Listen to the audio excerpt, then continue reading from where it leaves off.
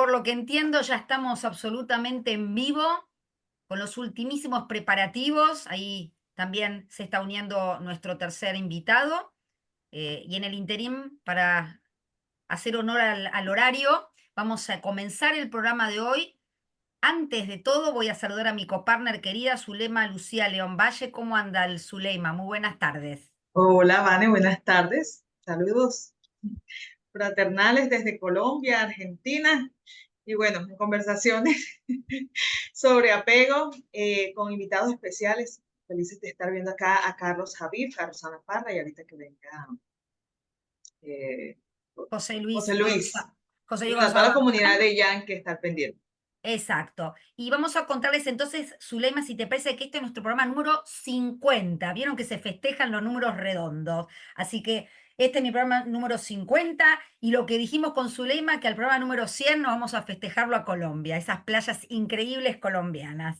Así que con este programa 50 vamos a contarles que elegimos un tema que nos pareció muy importante, que tiene que ver entender esta forma de estar con otro, estas estrategias de afrontamiento, estas estrategias defensivas, ¿no? Que de alguna manera se van construyendo. Así que idea general del programa tiene que ver con estos modos interpersonales de vincularme con otros, desde las defensas, de las estrategias y la manera de estar con otro.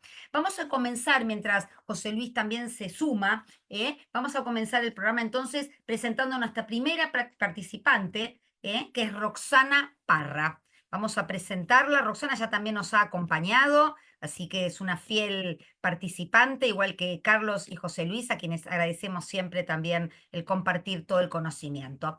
Roxana Parra Sepúlveda es una psicóloga y psicoterapeuta egresada de la Universidad Mayor en Chile, que continuó sus estudios de máster en la Universidad de Barcelona, donde se especializó en terapia cognitivo-social. Fue en Chile y en España donde transcurrieron sus años formativos en el ámbito de la psicoterapia individual, también especialmente con adultos. Luego continuó sus estudios en esta famosísima clínica, la Tavistock, en Londres, donde se especializó en el entendimiento de todo lo que tiene que ver con el trauma, con el impacto de esto en la vida de quienes lamentablemente viven o vivencian estas experiencias de abuso y otras experiencias traumáticas a lo largo de su ciclo vital. También se egresó de Metanoia Institute como supervisor clínico integrativo. Actualmente entonces continúa con su práctica privada en Inglaterra. Dijimos es chilena, pero está viviendo ya hace muchos años en Inglaterra y dirige y presenta un podcast que lo recomendamos para todos los que nos están siguiendo. El podcast se llama Mind Your Mind, que está dirigido por ella y la idea es apoyar la prevención del trauma secundario en lo que tiene que ver con cuidadores profesionales y también en la familia, cuidar al que cuida. Vamos a darle la bienvenida a Roxana y Roxana, como para romper el hielo un poco, la idea sería, desde tu experiencia, ¿cómo podemos encarar o cómo podemos entender estas estrategias, estas diferentes maneras de estar con otro en cada persona, ¿no? Sí, claro. Bueno, primero que todo, muchísimas gracias por esta invitación y felicidades por el número 50 de las conversaciones sobre apego, que estoy yo muy contenta y honrada de ser parte de esta familia y les agradezco cada vez que me invitan y además que me encanta poder encontrarme con personas y profesionales que aprecio tanto, que están al otro lado, en otros países, ¿no? Y al otro lado del charco, ¿no? Creo también. Carlos. Así que bueno, sí, cuando me planteaste el tema, la verdad es que me quedé pensando en todo lo que es, ¿no? La evolución que tenemos como individuos a nivel psicológico y cómo a través de las interacciones que vamos teniendo, ¿no? Esas relaciones, esos puntos de encuentro que vamos teniendo, encuentro y desencuentro que vamos teniendo con nuestros cuidadores primarios, van creando entonces una suerte de templates, o una suerte de formas de Como modelos. relacionarnos, Exacto. modelos y formas de relacionarnos que nos van quedando grabados, ¿no? Y que vamos reproduciendo, que no solamente vamos reproduciendo a nivel relacional, pero también nos generan una experiencia de vida, ¿no? Generan una sensación de uno mismo. Entonces, cuando estamos, creo que uno de los primeros puntos que quiero traer es que cuando estamos en relación con el otro, no solamente está en juego estos modelos que se han ido generando a través de la vida, sino que también esos modelos que van en relación a nosotros mismos. Entonces, cómo nosotros nos vemos a nosotros mismos, cómo nosotros estamos generando entonces a través de la relación con nuestros cuidadores primarios una idea de quiénes somos. Del mundo, de cuál es nuestra posición en el mundo. Es diferente cuando tenemos experiencias donde nos sentimos queridos, acogidos, cuidados, mimados, entendidos, donde se nos ve, ¿no? En comparación con esas experiencias donde escuchamos crítica, palabras de desaliento, palabras agresivas como eres tonto, no sabes, no puedes, etcétera, ¿no? Y esto va a generar una idea de nosotros mismos, ¿no?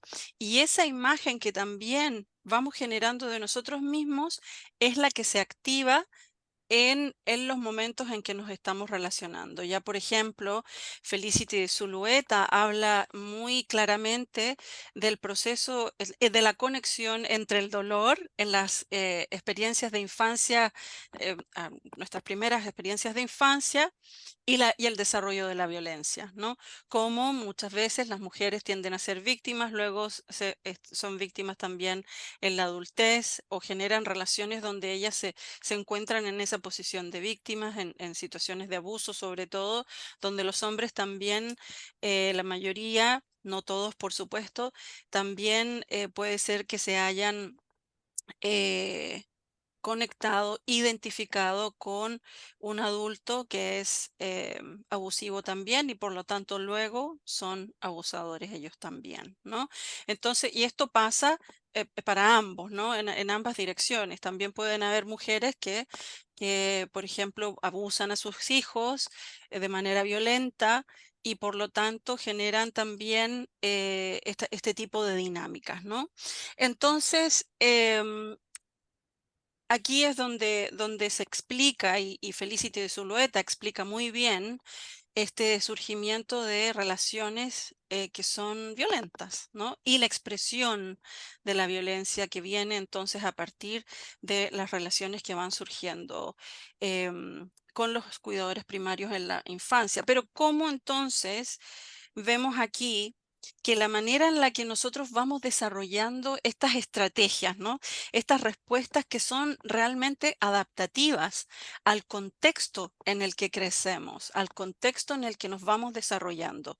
Son estrategias de afrontamiento que nos permiten sobrevivir y sobre todo, más importante aún, mantener el vínculo, porque no importa la calidad del vínculo mientras tanto haya vínculo. ¿Sí? O sea, el niño, una niña, un niño van a siempre querer mantener el vínculo con el cuidador primario, independientemente si ese cuidador primario es el que le genera el miedo, el terror, etcétera, ¿no? Entonces, estas estrategias de afrontamiento después las vamos viendo que se van manifestando también en cómo nos vamos relacionando con los demás, los vamos observando también en la clínica y vamos viendo cómo estas estrategias que en su momento pueden ser adaptativas, también se pueden convertir en estrategias que son desadaptativas en otros momentos de la vida y ya no nos sirven, ¿verdad? Y más bien generan dificultades a nivel relacional. Creo que voy a parar ahí para dejar también espacio a los demás, pero quise, ¿no? Traer a colación este aspecto evolutivo y que estas estrategias de enfrentamiento no solamente tienen que ver con el otro, que suceden a nivel relacional, pero que también manifiestan un aspecto interno de cómo nos relacionamos con nosotros mismos. Muchas gracias, Roxana, por esa información tan valiosa. ¿verdad? Que esto del lazo que se sostiene, ¿verdad? Tan importante y cómo aporta a la identidad que nosotros le damos a ese lazo en la vida. Vamos a continuar con la presentación de Carlos Javif. Carlos es psicólogo y especialista universitario en clínica y psicoterapia psicoanalítica. Desarrolla su trabajo como psicoterapeuta tanto en modalidad online como presencial. Es especialista en el enfoque modular transformacional. Actualmente director de CEFOP, Centro Formador en Psicoterapia Psicoanalítica, donde se han formado alrededor de, no sé, ¿cuántos profesionales, Carlos Aviv? Muchísimos, ¿no? ¿Y cuántos años llevas Muchos. en CEFOP? ¿Cuántos años? Exactamente 18 años. 18 añitos. Bien maduro. Además es miembro de... Profesionalmente, maduro profesionalmente, vamos a aclararlo. Claro, Sí, claro. sí, claro. Además, miembro de Young Argentina, miembro del comité de redacción de la revista online Aperturas Psicoanalíticas, también muy reconocida, autor de diversos artículos y capítulos de libros sobre psicoterapia, apego, sistemas motivacionales y paternidad. También es docente de grado y posgrado de la Universidad Nacional de Córdoba, Argentina y otras universidades. Bienvenido, Carlos. Bueno, muchas gracias, Zuleima. Bueno, en primer lugar agradecerles, ¿no? A Zuleima y a Vanessa por la invitación a este espacio tan preciado, ¿no? Tan bien construido y tan importante. Así que bueno, agradecerles, para mí siempre es un gusto estar aquí y compartir algunas ideas. Y bueno, por supuesto, con los compañeros de mesa que tengo hoy, así que la verdad que un gusto estar aquí. Eh, bueno. Me parece muy interesante el tema, ¿no? Que han planteado hoy para pensar. Un poco retomando lo que traía Roxana, ¿no? Pero quizás desde otra perspectiva también, ¿no? A mí me parece que entender esto de los modos vinculares o los modelos vinculares es sumamente importante e interesante para pensar y entender lo que es la complejidad vincular, ¿no? Porque sabemos que los vínculos humanos son sumamente complejos. ¿Mm? Eh, y, y en esa complejidad, en el vínculo, bueno, ocurren muchas cosas, ¿no? Y van generando encuentros o desencuentros, ¿no? Vinculares, que es interesante poder pensarlos y entenderlos desde esta perspectiva de los modelos vinculares con los cuales cada uno llega al encuentro con el otro, ¿no? Es decir, es interesante pensar que cada persona es un mundo muy complejo y se encuentra con otra persona que tiene otro mundo también muy complejo. Entonces, realmente lo que ocurre ahí, bueno, ¿no? Es siempre muy interesante. ¿Cómo entender esto? Bueno, yo parto de la idea de que las personas tenemos como múltiples representaciones, ¿no? Roxana hablaba de identidad, totalmente de acuerdo, es decir, la identidad la vamos construyendo en nuestras experiencias primarias, vinculares, que vamos internalizando, y eso nos dan la pista, ¿no? De quiénes somos y de cómo somos en una relación con el otro. Y efectivamente nos reconocemos en cómo somos con el otro también, ¿no? Eh, y yo creo que hay múltiples maneras de identificarse o múltiples representaciones para ser más preciso, ¿no? Bueno, hay una teoría en psicoterapia, ¿no? Que es la teoría de los sistemas motivacionales, que hay distintos autores que trabajan sobre esa teoría y que a mí me parece un muy buen aporte para entender esto de la complejidad vincular de la que hablaba antes, ¿no?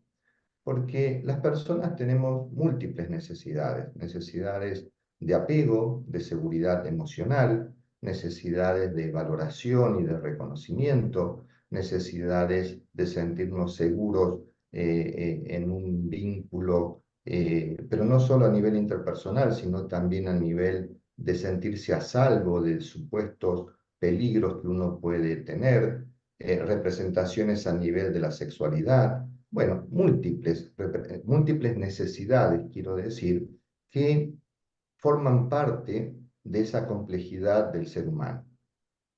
Ahora, esas múltiples necesidades se ponen en juego en la relación con el otro. Y a partir de ese intercambio con el otro, estoy hablando sobre todo en las experiencias primarias tempranas, cómo el otro responde a esas múltiples necesidades, va a ir creando representaciones de uno mismo en relación a ese otro.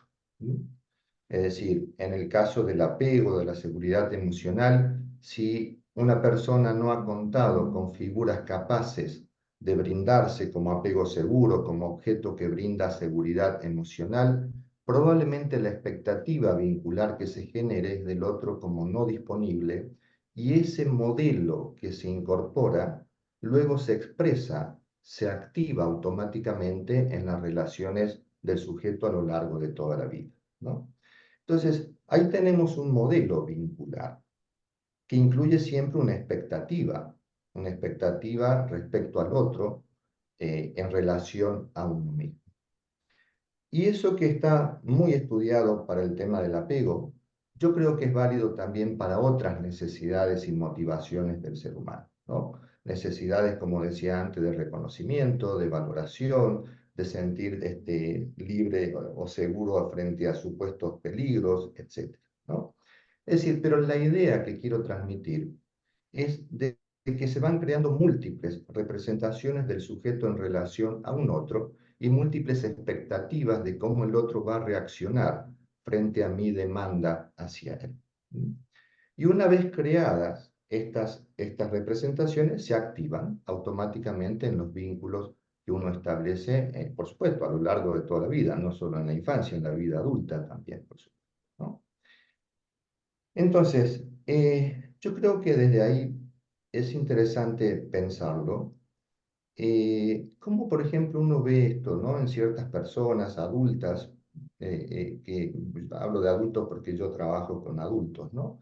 Pero que se puede ver en los niños también, seguramente, pero cómo muchas veces rechazan, ¿no? Rechazan a figuras que pueden ser eh, eh, digamos, buenos objetos en cuanto a brindar seguridad emocional o a brindar reconocimiento, pero que sin embargo lo rechazan porque lo que se activa en ellos automáticamente es una expectativa de que el otro no va a estar disponible, una expectativa de que el otro no va a ser alguien que me valore, que me reconozca, que me otorgue valía, ¿no?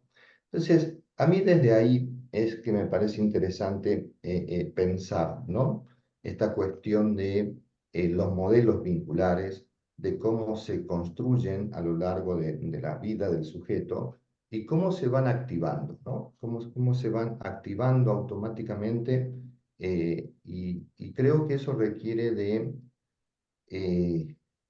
digamos, a nivel vincular, o dicho de otra manera, creo que esto pone de manifiesto la trascendencia, la importancia que tiene que el otro pueda ser alguien también capaz de interpretar en el sentido de empatizar, en el sentido de, bueno, nosotros hablamos de la palabra técnica de mentalizar, ¿no? Lo que al otro le sucede. Entonces, creo que eso abre la posibilidad de que la repetición no se dé constantemente, ¿no? La repetición de rupturas vinculares, de rechazar vínculos que pueden ser buenos vínculos para un sujeto, pero que se rechazan por estas expectativas que se activan automáticamente, como decía antes, ¿no? Entonces, bueno, creo que ahí el valor de la experiencia vincular y de los nuevos vínculos es realmente trascendental. Pero si les parece, dejo ahí, en todo caso, lo retomamos luego, ¿no? ¿Sí? Retomamos luego con un café de por medio. Vamos a, entonces sí, y es muy interesante lo que Carlos plantea, al igual que Roxana, ¿no? Entender estos guiones, estos anteojitos con los que miramos la realidad, que tienen que ver con la manera en que nos miraron y nos enseñaron a mirar a otros, ¿no? Y esta expectativa que Carlos dice también tan importante, hace que después, con los años, si no ha habido nuevas relaciones reparadoras o no ha habido una capacidad de reflexión volvamos a repetir ciertas cosas sin pensarlas, ¿no? Quizá después que José Luis haga su presentación, la idea sería pensar entre todos. ¿Para qué ayudaría la posibilidad de pensar? Ya sabemos la respuesta, ¿no? Pero entenderlo. Vamos a darle la bienvenida a José Luis Gonzalo Marrodán, que también es un amiguísimo de la casa, que siempre nos acompaña, que lo queremos mucho. Y vamos a darle ahora la presentación para darle también unos minutos para que haga la presentación personal él del tema en cuestión. Él es José Luis Gonzalo Marrodán, de San Sebastián, Donostia. No voy a decir la fecha, me pone la fecha de nacimiento, la voy a obviar. Él es, la estoy cargando, 1967, es psicólogo especialista, psicólogo especialista en psicología clínica, es psicoterapeuta por la EFPA, posgrado en traumatoterapia sistémica, perdón, infantil por la Universidad de Barcelona, es clínico en MDR de adultos y también de niños y adolescentes. Trabaja en su consulta privada realizando tratamiento psicoterapéutico a niños, adolescentes y también adultos. Desde el año 99, su campo de interés profesional se centra en la psicoterapia basada en el apego y en la traumatoterapia, o traumaterapia en realidad, con niños y jóvenes adoptados y acogidos. Un tema re importante que vamos a dedicarle también, Zuleima, un programa entero. Muy interesante el trabajo que realiza José Luis. Entre el año 96 y 2005 ha trabajado como psicólogo en el Colegio San Ignacio de Loyola, en San Sebastián. Luego, en el 99 y 2018, también ha sido psicólogo psicoterapeuta de los menores que participan de diferentes programas de la Diputación Foral de Guipúzcoa. No sé si lo dije bien. Muchas gracias. Actualmente, además de recibir pacientes en consulta supervisada, en consulta privada, supervisa, perdón, centros de acogida de menores y combina su actividad como psicoterapeuta con la de formador de profesionales y familias. Y al igual que dijimos de Roxana, y el centro CEFOP de Carlos, que también no lo hemos nombrado, pero pueden también indagar en la página de CEFOP con F, CEFOP. Contamos entonces que José Luis tiene un blog interesantísimo, imperdible, que se llama Buenos Tratos, www.buenostratos.com. Después de esta presentación, entonces, José Luis, te damos la bienvenida y de alguna manera esperamos, a lo mejor, ¿cuál sería tu visión desde tu experiencia de estas estrategias de afrontamiento, de esta manera de estar con otro, y entender estas diferencias en esta complejidad vincular, ¿no? Mm. Muy bien, pues muchísimas gracias, Vanessa. Zulaima, enhorabuena por estos 50 programas, que son 50 sobre esfuerzos, porque tenéis que estar siempre preparándolo todo y lleva su tiempo y su dedicación y bueno, pues es muy meritorio, ¿eh? Tendréis que hacer algún programa que sea 50 de los 50, ¿no? Es decir, ¿cuáles son las 50 ideas clave de los 50 programas? ¿No? Las ideas vectoras para que queden como resumidas en un programa que sea 50 de los 50, ¿no? Excelente Con idea. conversaciones ya pego, no estaría mal. Bueno, una idea, sin más, ¿eh? Pues nada, un placer, Rosana, Carlos también, que no creo que hemos coincidido nunca físicamente, pero bueno, igualmente un placer. Y bueno, pues ya sabéis que yo también estoy encantado siempre que me invitéis aquí y de que consideréis mis aportaciones. Y bueno, no vas mal con el euskera, ¿eh? Vasco, la lengua aquí de la Comunidad Autónoma del Norte de España, no vas mal, ¿eh? Para pronunciar la palabra Guipúzcoa, no está mal. Está mal. Te felicito. Bueno, pues yo voy a retomar lo que Rosana y Carlos estaban hablando y así de alguna manera pues linko, ¿no? Hago una unión y tenemos una línea conductora, ¿no? A mí a raíz de lo que comentabais, eh, a mí me parece muy importante, sobre todo en el ámbito que yo trabajo, ¿no? Que es la psicoterapia padres-hijos o psicoterapia con educadores niños o acogedores. Esos modelos representacionales que Carlos hablaba, que se forman, que se gestan tempranamente, que conforman esas expectativas que los adultos tienen y que luego sabemos muy bien, porque la investigación también nos lo dice, la clínica, por supuesto, estos papás van a reactivar en el momento en que son papás ellos, ¿no? Y ahí van a emerger. Entonces, claro, estos papás muchas veces, cuando ven las estrategias de vinculación de sus hijos, ya sabéis que la tentación siempre es ir a los modelos intrapsíquicos, ¿no? Entonces, casi siempre hay una causa interna, ¿no? Entonces, en la cultura popular, pues desde la genética temperamental hasta el carácter, lo caracterial, ¿no? Entonces, estamos haciendo, creo que todos, un esfuerzo ingente para que ellos también, los papás, empiecen a ser conscientes de lo que Rosana decía, ¿no? Cómo nos han cuidado y qué representación tenemos de esos cuidados con respecto al otro y también hacia nosotros mismos. Y lo que decía Carlos, esas expectativas, ¿en qué medida están influyendo en que yo influya a mi hijo para que desde un cuidado a veces no suficientemente sensible el niño desarrolle una serie de estrategias de estar con los otros que son adaptativas en su contexto familiar, pero que fuera de ese contexto le pueden generar muchos problemas, que es lo que muchas veces vemos en las estrategias que los niños tienen, ¿no? Entonces yo estaba revisando un poquito, ¿no? Y de ese modelo representacional, según cual sea, ¿no? Se pueden derivar un patrón de interacción, ¿no? Padres-hijos, que va a suponer una forma de regular, de alguna forma, ¿no? En los comportamientos de apego, ¿no? Y sabemos que cuando va a haber una amenaza, pues si ese papá y esa mamá tienen unas expectativas inconscientes no trabajadas sobre cómo ellos fueron regulados en la amenaza, pues van a, en vez de dar una respuesta que restablezca la cercanía, el de poder ser calmado y bajar la angustia o el malestar y así poder después entrar en la calma y como todos sabemos, pues el niño luego ya puede abrirse al mundo, puede explorar, puede incluso pensar, puede relacionarse. Eso sería la estrategia primaria y ahí serían los papás y las mamás, ¿no? Cuyas representaciones de apego están más marcadas, bien por las experiencias o bien por lo que luego han trabajado ellos, ¿no? Hacia la disponibilidad, la sensibilidad, ¿no? Pero claro, ¿qué pasa cuando nos encontramos con que las figuras de apego tienen modelos representacionales o expectativas, como decía Carlos, en ese estar con el otro, en ese estar con sus hijos, prominentemente más inseguras? ¿Qué va a pasar ahí, no? ¿Qué mensajes van a lanzar también desde la conducta y desde la semántica al niño que se acerca con necesidad de tener proximidad porque necesita ser calmado? Y van a rechazar, van a decir a mí no te acerques, tienes que ser fuerte, no es importante que nos abracemos, lo importante es que tú resuelvas, que, ¿no? Esos mensajes que lanzamos que le llevan al niño a desactivar, ¿no? A desactivar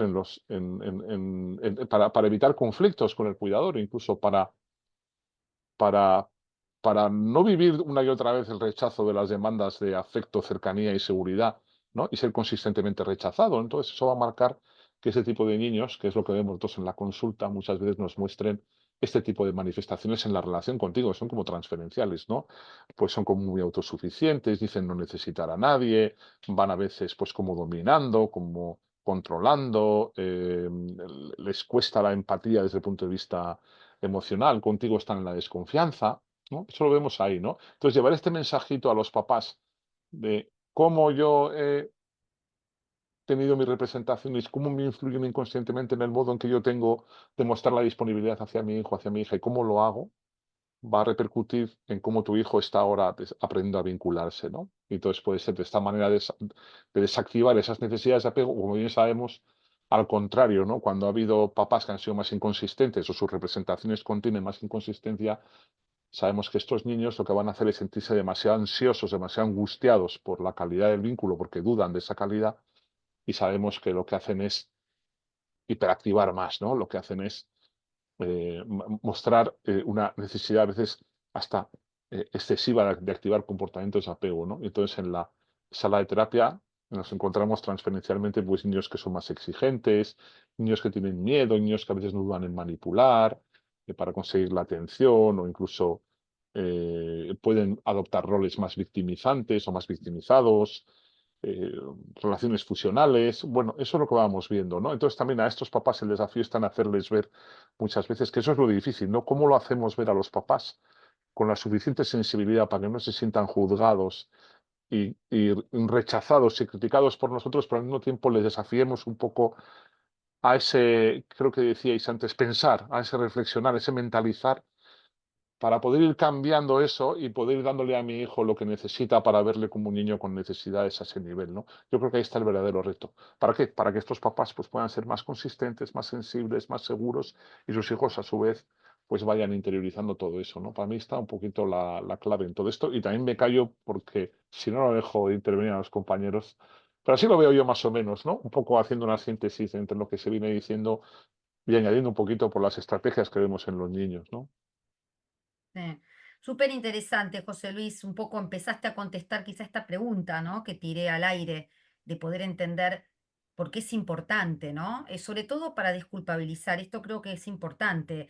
La idea no es juzgar o culpabilizar a un padre, porque en realidad un padre quizá no es consciente de estos modelos, de esta manera de Claro, vincularse, ¿no? efectivamente. Entonces, sí, entonces la idea sería entender eso, porque me parece que a veces se pone en un lugar como negativo a las estrategias. Y las estrategias no son malas o buenas, las estrategias Mm, son funcionales a una determinada situación familiar, social. El tema es poder pensar si esa estrategia me es funcional para toda la vida y esas experiencias correctivas quizá me pueden ayudar, que sí, a veces puedo pedir ayuda, que alguien me va a escuchar, pero si eso no mm. existió, ese niño o esa niña aprendió a no pedirla, ¿no?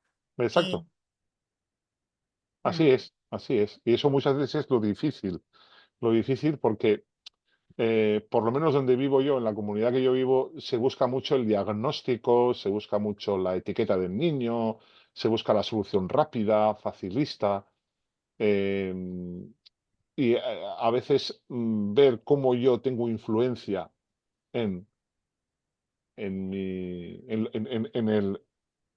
hijo y en cómo mi hijo puede desarrollar también formas de estar con los otros. Ese es el gran reto, hacerlo de tal forma que lo hagamos para que eso se haga consciente, pero lo hagamos con la sensibilidad suficiente para que las personas encuentren marcos explicativos distintos, creo yo, ¿no? A mí me sí, parece que es como la gran revolución del apego, ¿no? Un día me dijo un paciente, joven, fíjate que estaba haciendo un sencillo cuestionario de apego, ¿no? Y me dijo, fíjate que a mí en mi vida nadie me había preguntado por mi cuidador principal, decía el test, ¿no? Mi cuidador principal, a menudo yo me sentía en desconfianza con mi cuidador principal. Siempre me ponían, yo soy una persona desconfiada, ¿no? Claro, es que el foco cambia mucho de la interacción o la relación a lo representacional que decían los compañeros, a la expectativa, cambia mucho a yo soy así y los de fuera no tienen nada que ver en cómo yo soy, ¿no? A mí me parece eso importante. Y no está tan extendido como podríamos pensar, ¿eh? Yo noto mucho que se viene como si estuviéramos desconectados de los otros, como si lo que los otros hicieran no nos influyera, ¿no? Influye mm, muchísimo, poderosísimamente, creo yo, las relaciones, ¿no? Desde que somos pequeñitos hasta más adelante. Yo me incluyo totalmente en esta idea de ir Mm. despatologizando, ¿no? Que tú estás proponiendo, José Luis. Ir despatologizando y mirar un poco más estos elementos que ya estamos trayendo a la mano. Esto es algo que tiene que ver con reacciones automáticas que responden a una experiencia vivida. Entonces, nuestro cuerpo, nuestro sistema nervioso, a través de nuestro nervio vago, nos ayuda a identificar ciertas maneras de relacionarnos, de leer simplemente el rostro de los demás y empezar a identificar dónde están esas claves que nos van a ir activando entonces de manera muy automática, inconsciente, la manera de conectarnos y relacionarnos, ¿no? Por eso también es importante crear espacios y tener espacios que sean seguros, que nos permitan reflexionar y que nos permitan un cierto nivel de autoconocimiento para los padres y sobre todo en diferentes momentos de la vida,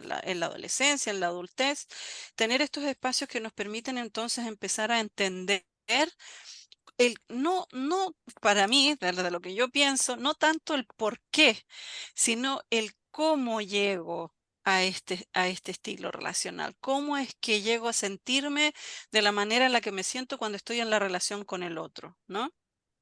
mm, Y desde ese cómo entonces es donde vienen estas respuestas que tienen que ver, que son mucho más benevolentes, que tienen que ver con comprender las dinámicas relacionales, los contextos en los que fuimos creciendo y nos fuimos desarrollando, porque efectivamente el contexto en el que nos desarrollamos es realmente importante. Y además que cuando vamos entendiendo estos patrones que vamos repitiendo, y cuando los empezamos a ver, los empezamos a descubrir en todas partes. Seguramente mis compañeros aquí van a coincidir con Claro. esto, que una vez que lo logras entender, una vez que empiezas a mirarte y a entenderte de una manera benevolente también, ¿no? Sin el deseo de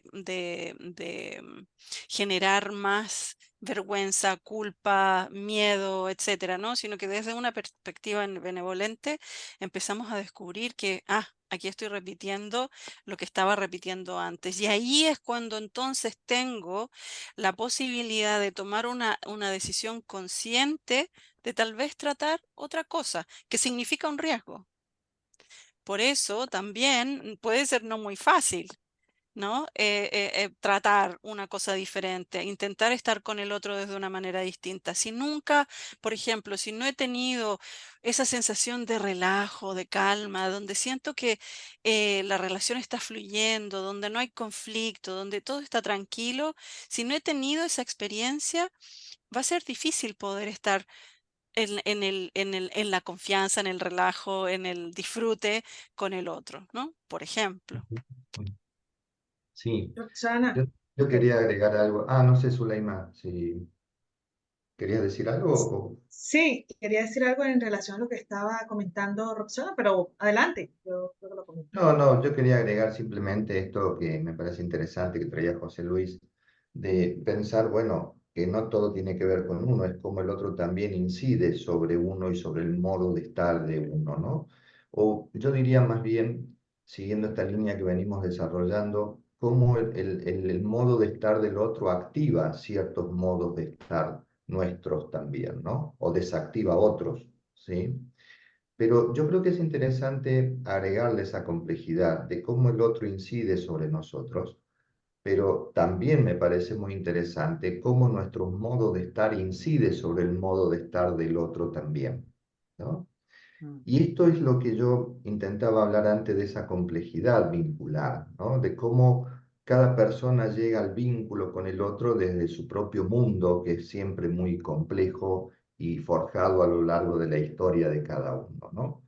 Pero dado que este es un programa también que apunta a la comunidad en general, no solamente de profesionales de la psicología o de la salud mental, me parece interesante este mensaje, ¿no? Es decir, cómo todos tenemos que revisar de algún modo, interiorizarnos sobre este mundo interno, sobre estos modelos vinculares que tenemos, sobre estas expectativas que tenemos, y a partir de ahí, de ese autoconocimiento, bueno, entonces sí poder empezar a pensarse en la relación con el otro. ¿Mm? ¿Y cuáles son también los tipos de vínculos, los tipos de personas que nos generan, ¿no? Cuestiones buenas o cuestiones no tan buenas, y en quienes podemos también generar ese tipo de situaciones, ¿no? A mí me parece que esto es como interesantísimo de promover, ¿no? A nivel general, porque es una gran contribución a la salud mental, digamos, ¿no?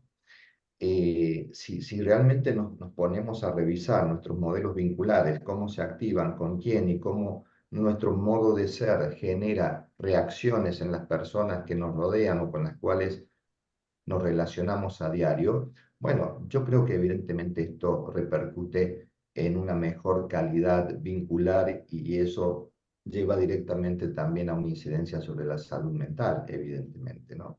Entonces, Sí, ese ida y vuelta me parece interesante, cómo el otro incide sobre nosotros y cómo nosotros incidimos sobre el otro también, ¿no? muy interesante eso. Zuleima, antes de hacer una intervención, que vas a preguntarle algo a Roxana.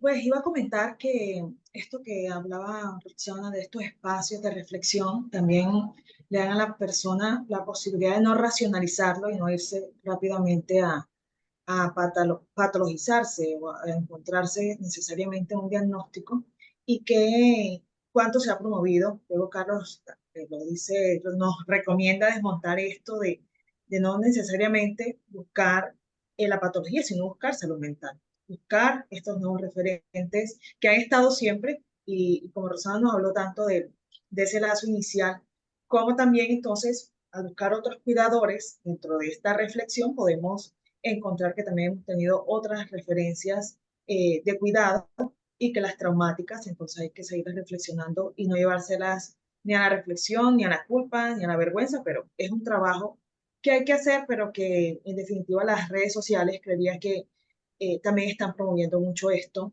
de encasillarnos, y José Luis hablaba ahorita del viaje intrapsíquico, y a veces ya no es intrapsíquico, ahora es directo al Instagram, directo al TikTok, para ver en dónde encuentro la referencia, y hay que volver otra vez a hacer ese recorrido. Entonces, por ahí, para las personas que nos escuchan, que no son psicólogos y que hablar de conversaciones sobre apego a veces les puede resonar como que estamos buscando la clínica psicopatológica, aquí estamos hablando también de nuevas maneras de estar y de seguir reflexionando.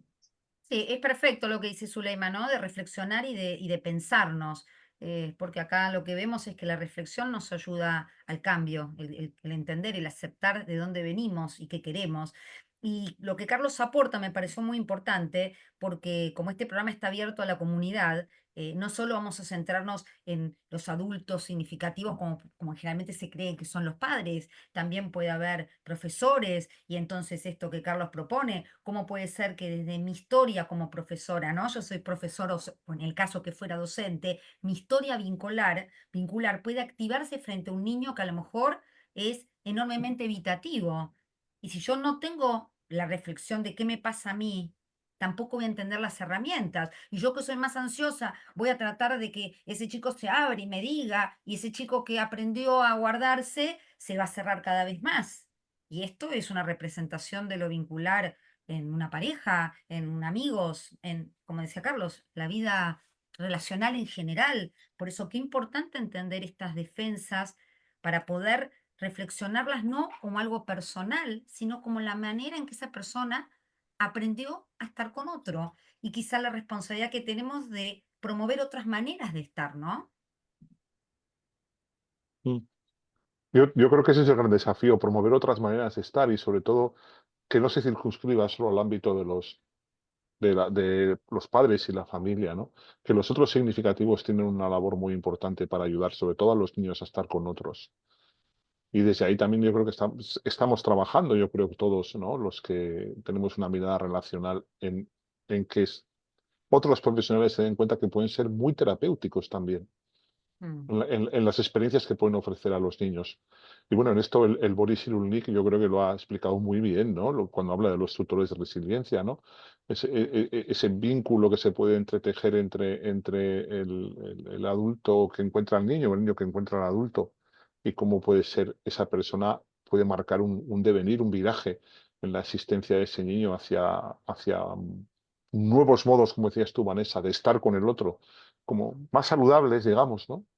Y no caer hacia la fatalidad, ¿no? Hacia la perpetuación de esos modelos. ¿Por qué? Porque esa persona no es de alguna forma mentalizada, ¿eh? Sino que es objetualizada como un conjunto de conductas a eliminar y a modificar, ¿no? Yo creo que ahí está la clave, en que podamos hacer esa transformación relacional. Mm, Mm. mm, Sí, en función de eso quería retomar esto, ¿no? Porque Mm. hablamos de despatologizar, lo cual me parece algo clave, muy, muy importante, ¿no? Pero creo que además de eso le podemos agregar de que estos modelos vinculares de los que estamos hablando es posible de ser modificados también, ¿no? Es decir, que no es aquello que se formó de una vez en la temprana infancia, de una vez y para siempre, sino que eso que se constituyó allí, hay posibilidades también, al menos de ciertos niveles de modificación, ¿no? Y creo que eso, evidentemente, si hablamos de que estas representaciones, estos modelos vinculares, estas expectativas se generan en los vínculos, el modo de reinscribir de alguna manera, de generar algún cambio en eso, es también a través de los vínculos, básicamente, ¿no? Es decir, los vínculos nuevamente, los vínculos cotidianos que una persona tiene en su vida, ¿no? A nivel de pareja, a nivel de amistad, a nivel de, en fin, de referentes, y también, por supuesto, en una psicoterapia a nivel del vínculo que se entabla entre el paciente y el psicoterapeuta, ¿no? Entonces, yo creo que esto es importante de recalcar, ¿no? Es decir, de poner el énfasis allí, que no necesariamente esto se repite inevitablemente, ¿m?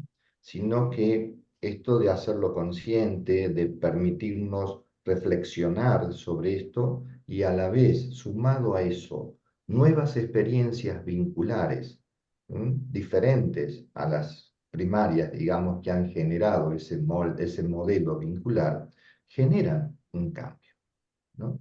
Y Sí. eso está comprobado que es posible y que se logra, digamos, ¿no? Entonces, Sí, sí, tenemos este término psicológico de seguridad ganada, es decir, claro, nombrando también claro, a Boris Cyrulnik, ¿no? Una infancia infeliz no determina la vida, pero convengamos que ya da un molde y que se puede así. trabajar en una seguridad nueva, pero que al primer viento fuerte tenemos que ser muy conscientes de que va a salir esta lectura defensiva, como Roxana planteaba, ¿no? Desde este sistema nervioso complejo que va a llevarnos a repetir ciertas cosas conocidas. Y pensaba en este tema tan interesante de nuestro queridísimo Mario Marrone cuando él habla del diálogo reflexivo, cómo se va enseñando desde chicos a poder reflexionarse y pensarse, ¿no? Ujú. Sí, sí. Yo creo que es importante transmitir la idea de un psiquismo abierto, ¿no? Mm, Es decir, y un psiquismo abierto que a lo largo de toda la vida va modificándose también, ¿no? Eh, a través de los vínculos que se van estableciendo a lo largo de toda la vida de una persona, ¿no? mm. Eh, Eso a mí me parece importante de resaltar, ¿no? Y Sí, que además esto nos habla de, o sea, yo soy una ferviente creedora, creo mucho en el cambio. Mm, Nuestro cerebro tiene una plasticidad enorme, mm, podemos cambiar, podemos generar otras opciones, podemos actuar frente a ciertas situaciones de manera diferente, ¿no? Y me hicieron acordar de un episodio que grabé hace poco con Michael Ellison. Él trabaja muy de cerca con todo lo que es la teoría polivagal y él me comenta entonces en este episodio que va a salir muy pronto. em, Cómo nos podemos focalizar en esos mensajes que son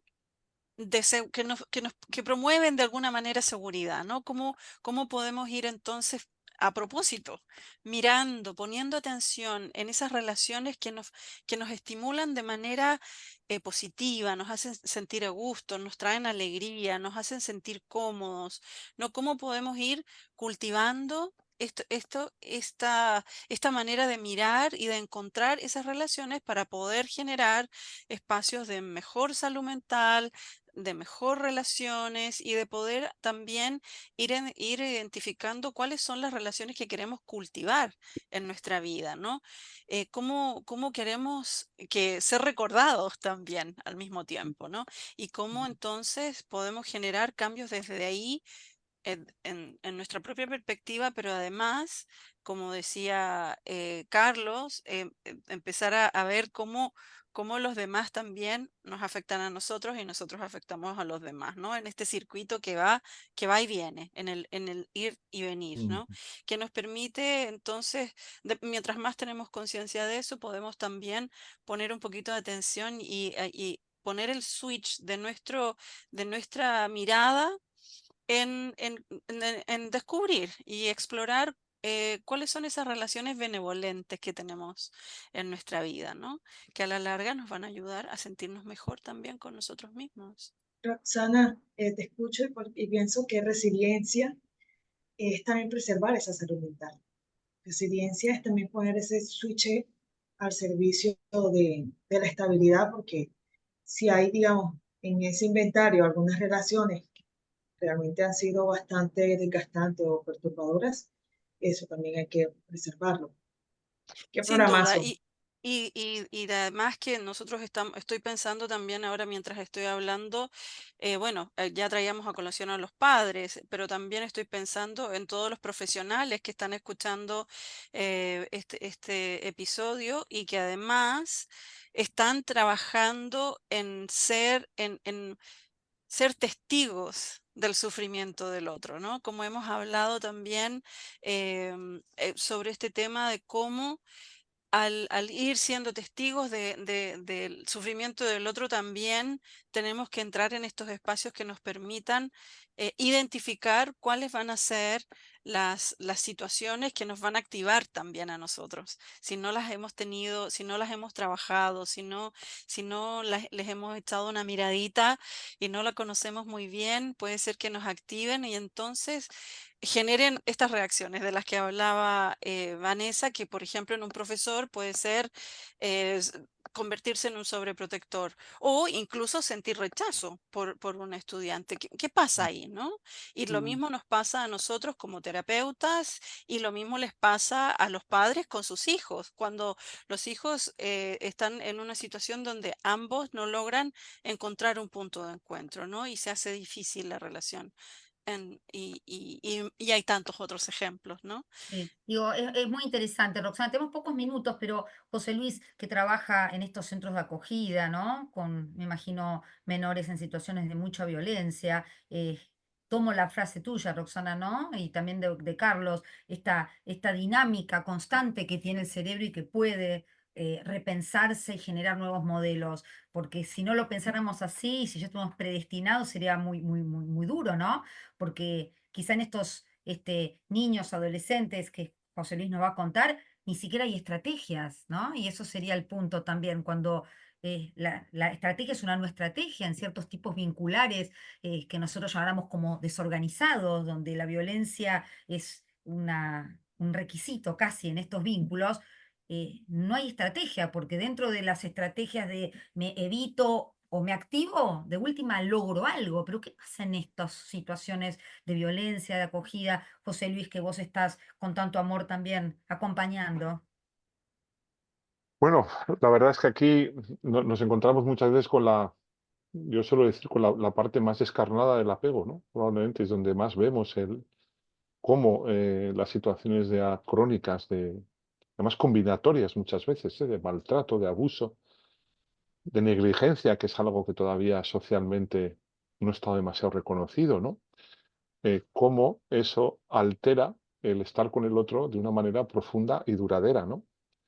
Eh, y además muchas veces las alternativas que hay no siempre son las que van a mantener, las que o sea, van a poder ser niños que están bien cuidados, pero no siempre se puede garantizar la permanencia de un vínculo, ¿no?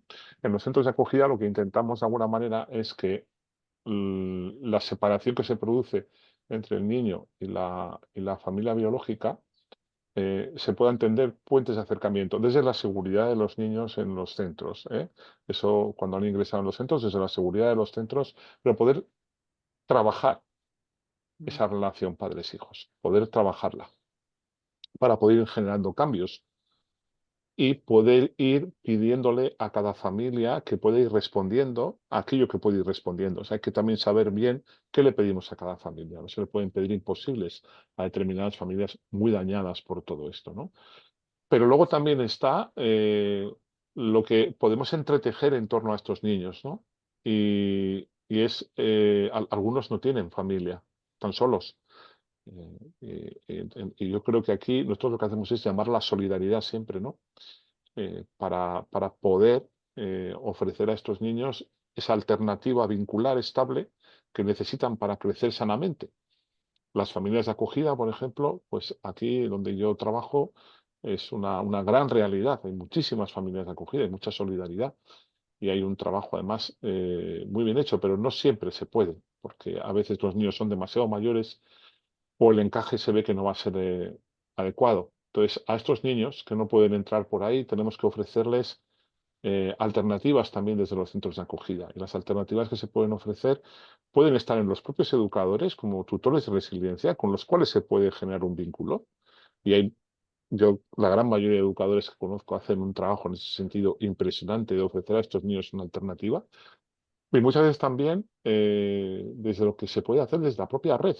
Profesionales, como decía Carlos, psicoterapias que pueden ofrecer mucho beneficio en la experiencia de los niños, los propios profesores, todo lo que se puede hacer a nivel grupal también, con grupos de trabajo, con los niños terapéuticos. Todo eso va a ayudar a entretejer como una poderosa red de relaciones, que es lo que hace que estos niños a la larga vayan pudiendo eh, sentir que ellos son amados y que ellos tienen a quien importar y tienen con quien poder ser acompañados a lo largo de su desarrollo, es decir, tienen figuras vinculares porque las necesitan, ¿no? Entonces es lo que intentamos hacer para evitar precisamente que esa ese especie de derrota que a veces sucede de no tengo a nadie en el mundo, a nadie importo. Y si me voy a vincular, todo el mundo se va a ir y voy a ser abandonado reiteradas veces. Eso genera tal sentimiento interior, tan aniquilador, que al final se tiene que traducir en esas formas que decimos, que vistas desde fuera son desadaptativas, pero la agresividad, la violencia, las fugas, las drogas pueden tener demasiado sentido, entre comillas, para estos chavales, creo yo, ¿no? Entonces, para evitar eso, tenemos que poner en marcha todo esto. Y cuanto más entretejido alrededor del niño, mejor vamos a poder acompañarlo, sobre todo en la adolescencia, ¿no? Y sostenerlo muchas veces también, ¿no? Súper interesante. Y lamentablemente se nos fue así, de las manos el programa. Dicen que cuando uno está pasándola bien, el tiempo vuela. Y bueno, fue un muy lindo programa. Nos quedamos con estas conclusiones, ¿no? De la reflexión, de pensarnos y sobre todo de esta esperanza de entender que siempre hay posibilidad de modificar y siempre hay posibilidad de volver a confiar, ¿no? Pero que son procesos difíciles, ¿eh? Y que hay que a veces estar acompañado, ¿eh? Y eso estaría muy bueno. Nos despedimos, Zule.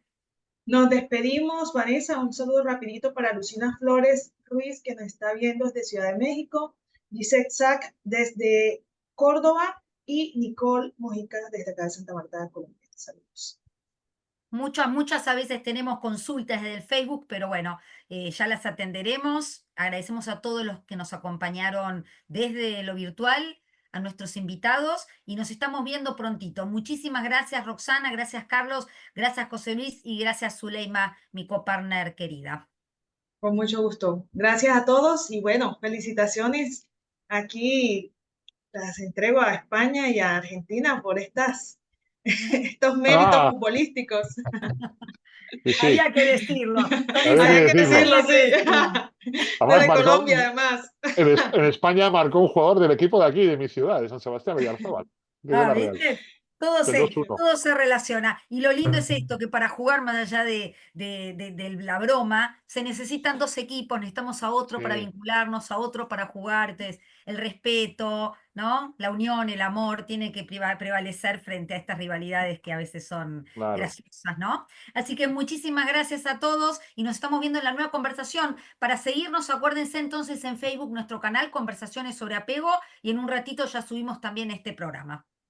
Así es. Y saludos a Gracias. todos los miembros de la red y a Mario Marrone, que también está muy pendiente de vernos. Exacto, exacto. Muchísimas gracias a todos. Chao, nos Gracias a estamos todos, viendo. Saludos, gracias. Chao. gracias. Saludos. Adiós. Gracias, gracias. Saludos.